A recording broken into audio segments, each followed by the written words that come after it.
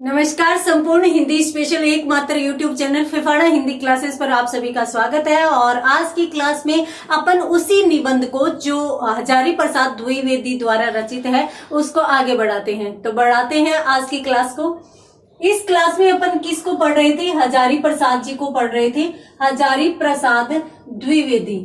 और द्विवेदी जी द्वारा रचित कौन सा निबंध पढ़ रहे थे? द्विवेदी जी द्वारा रचित निबंध पढ़ रहे थे भारतीय साहित्य की प्राण शक्ति। भारतीय साहित्य की प्राण शक्ति निबंध अपन पढ़ रहे थे। और इस निबंध में अपनों ने बहुत ही रुचिकर तथ्यों का अध्ययन किया। उसमें अपनों ने ऋण देखे, साथ साथ कर्म बंधन देखा, पुनर्जन्म का प्रभाव देखा कि भारतीय साहित्य को कौन कौन सी चीजें हैं वो प्राचीन काल से प्रभावित करती आई है।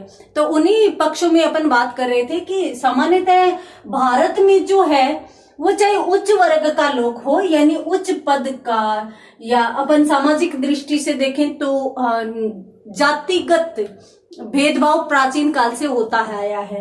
और जातिगत जो भेद है, जातिगत मतलब कि कुछ निम्न जातियां मानी जाती है, कुछ उच्च कोटि की जाति मानी जाती है। जैसे ब्राह्मण है तो उनको श्रेष्ठ दर्जा दिया जाता है, चांडाल है तो उनको निम्न दर्जा दिया जाता है। तो इस प्रकार की जो व्यवस्था है इसमें यूं कहते हैं कि जो साहित्य है या फिर भारतीय समाज है या फिर मैं यूं कहूं कि हिंदू संस्कृति है, उसमें सामान्यतः व्यवस्था इस प्रकार की है कि सब, चाहे वो उच्च जाति हो, चाहे वो उच्च जाति हो, चाहे वो निम्न जाति हो, सब अपने अपने कर्म की दुहाई देते हैं कि जो उच्च है वो किस लिए उच्च है। यदि अपन बात करें ब्राह्मणों की तो ब्राह्मण भी अपने कर्मों की दुहाई देते हैं कि हम अपने कर्मों की वजह से इस जन्म को प्राप्त हुए। और निम्न जाति यदि अपन चांडाल वगैरह की ले तो वो लोग भी क्या करते हैं, वो भी अपनी जातिगत व्यवस्था या जातिगत विशेषता या जातिगत जो दोष है उनके लिए स्वयं को जिम्मेदार ठहराते हैं।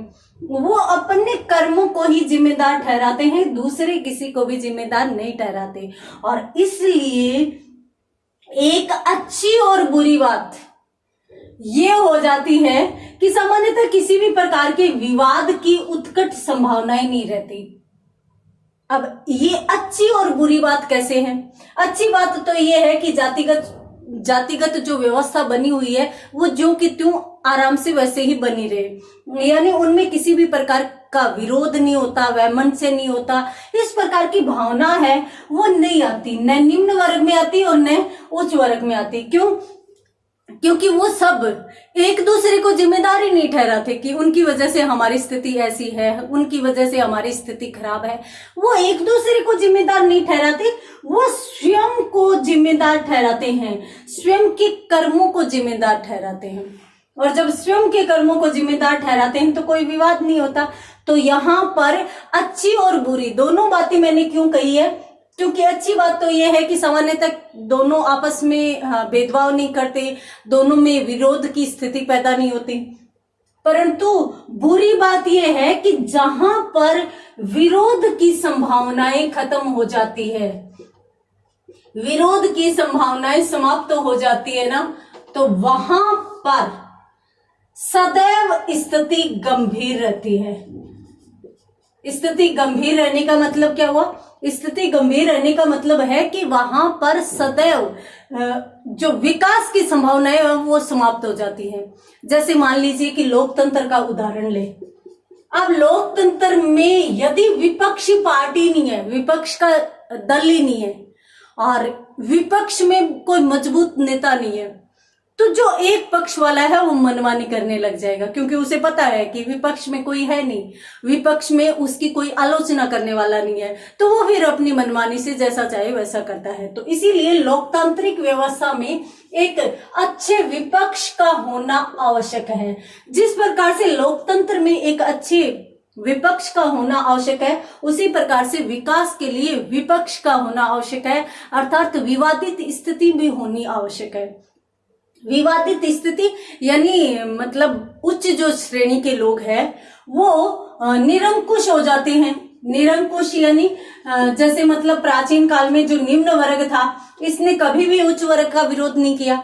जो निम्न किसान व मजदूर लोग थे, वो उच्च यानी जो सामंत होते थे, जो राजा लोग होते थे, वो मनमाना कर वसूल करते थे और ये कभी भी इनका विरोध नहीं करते थे, क्योंकि ये मानते थे कि इनको भी ईश्वर ने भेजा है इसी प्रकार का, और हमें भी ईश्वर ने इनकी सेवा के लिए भेजा है, तो हमें करनी है। तो इस प्रकार से वो विरोध ही नहीं करते थे। जब इन्होंने विरोध ही करना छोड़ दिया तो ये निरंकुश हो गए, यानी इन पर किसी भी प्रकार का कोई अंकुश ही नहीं रहा। ये मनमानी करने लगे, और मनमानी करने लगे तो इसलिए यहाँ पर है वो इस जाति का की जो परिस्थितियां है वो बहुत ही खराब हो गई थी या बहुत ही शोचनीय हो गई थी।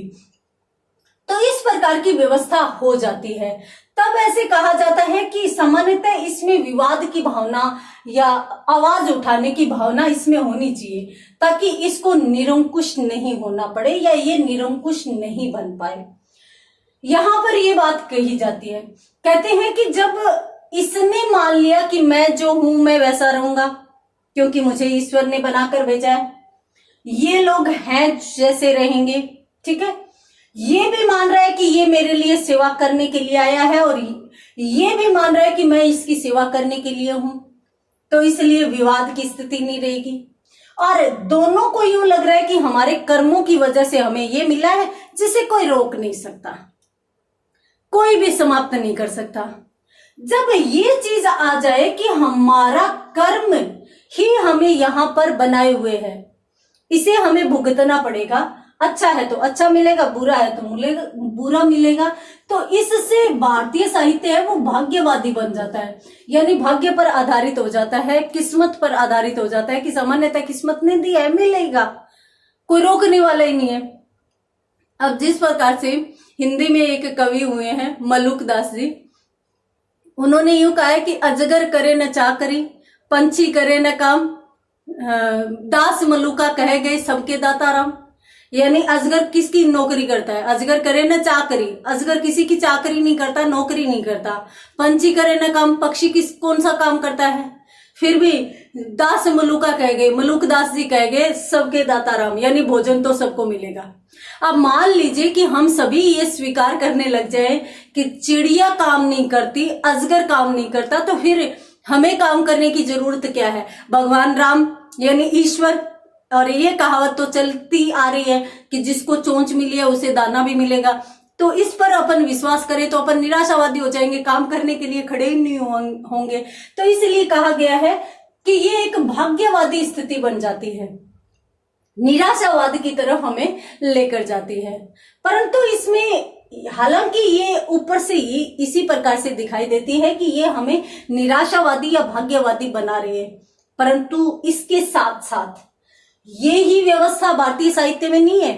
ये तो ऊपर की चीज दिखाई गई है, ऊपर से देखने पर यूं लगता है कि भारतीय साहित्य भाग्यवादी है या निराशावादी है। सामान्यतः जिन लोगों को भारतीय साहित्य का अच्छा ज्ञान नहीं है वो लोग ऐसी बात कर सकते हैं, परंतु हकीकत क्या है, हकीकत यह है कि इसके साथ साथ एक अच्छी कल्पना भी है भारतीय साहित्य में, अच्छी कल्पना, और वो किसकी है, जो मैंने कल आपको बताई थी, कौन सी, पुरुषार्थ की कल्पना, पुरुषार्थों की कल्पना। और सामान्यतः 4 प्रकार के पुरुषार्थ बताए गए हैं, जो मैंने कल आपको बताया था, धर्म, अर्थ, काम, मोक्ष।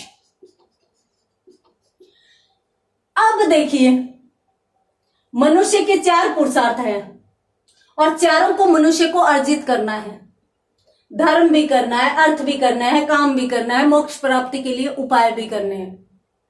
तो बताइए वो भाग्यवादी और निराशावादी कैसे हो जाएगा। उसको इसके लिए धार्मिक कार्य भी करने पड़ेंगे, इसके लिए भी करने पड़ेंगे, इसके लिए, यानी इन सब के लिए उसे प्रयास तो करना पड़ेगा, उसे इन सभी से निवृत्त होना पड़ेगा। जब उसे ऋण चुकाने पड़ेंगे, जब उसे पुरुषार्थ करने पड़ेंगे, तो वो निराशावादी, अक्रियाशील या भाग्यवादी कैसे बन सकता है।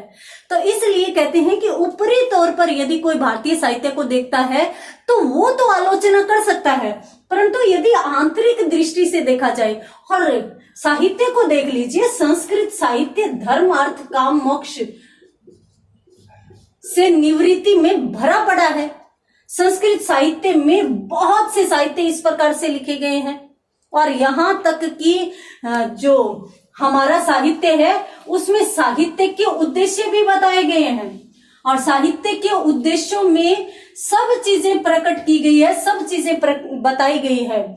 जैसे कि एक आचार्य मम्मट है, काव्य शास्त्री है मम्मट, उन्होंने कहा है कि साहित्य यश प्राप्ति के लिए लिखा जाता है।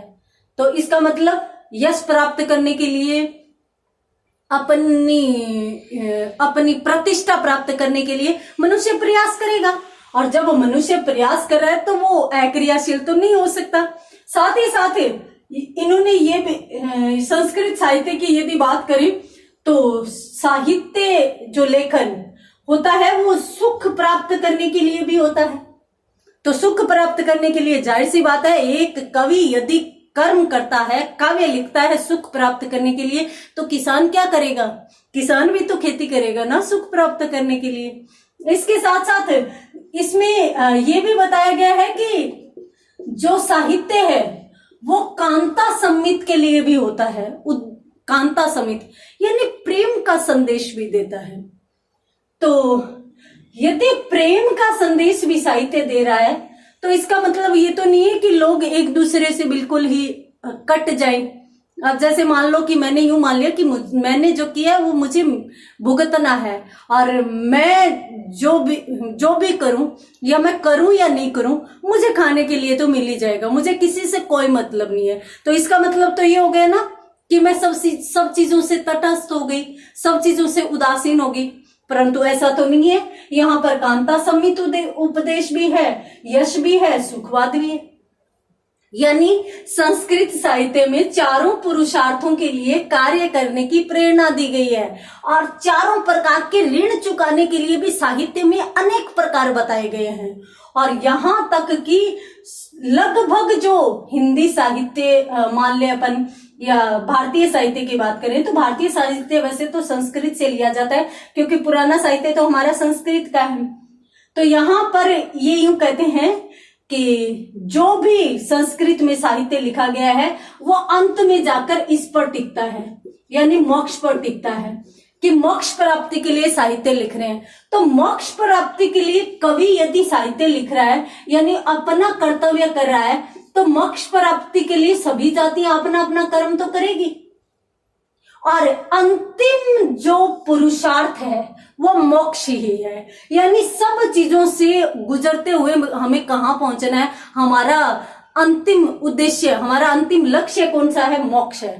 तो कैसे भी करके हमें मोक्ष मिलना चाहिए। तो मोक्ष के लिए हम धर्म भी करेंगे, अर्थ भी करेंगे, यानी सारे के सारे अपन पुरुषार्थ भी करेंगे, साथ साथ ऋण भी चुकाएंगे, तो हम भाग्यवादी व अक्रियाशील तो नहीं हो सकते।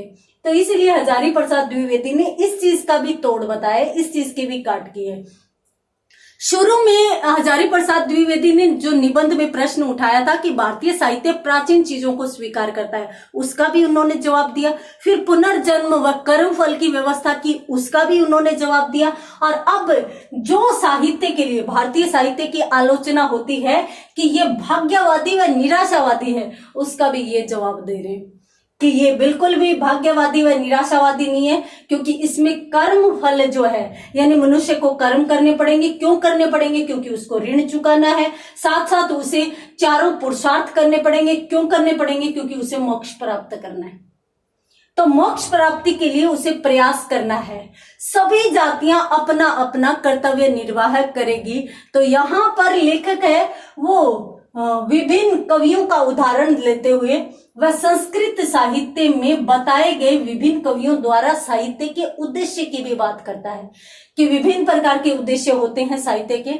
और यहाँ तक कि काव्य शास्त्र में तो उद्देश्य भी बताए जाते हैं, कोई 7 उद्देश्य बता रहा है, कोई 4 उद्देश्य बता रहा है। तो उन उद्देश्यों की प्राप्ति के लिए तो ये साहित्य लिखते हैं। तो इस प्रकार से मानव भी अपने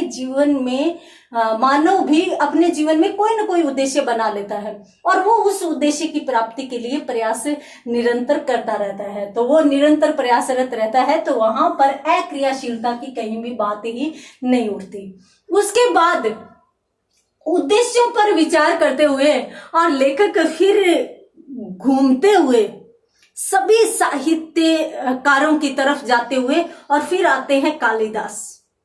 और कालिदास के पास यदि अपन जाते हैं तो संस्कृत साहित्य में कालिदास जी का अत्यंत महत्वपूर्ण योगदान है। अब कालिदास जी के संदर्भ में कौन कौन से तथ्य किस किस प्रकार से उभर कर आते हैं, आज की क्लास में नहीं, देखेंगे अगली क्लास में। तब तक के लिए धन्यवाद।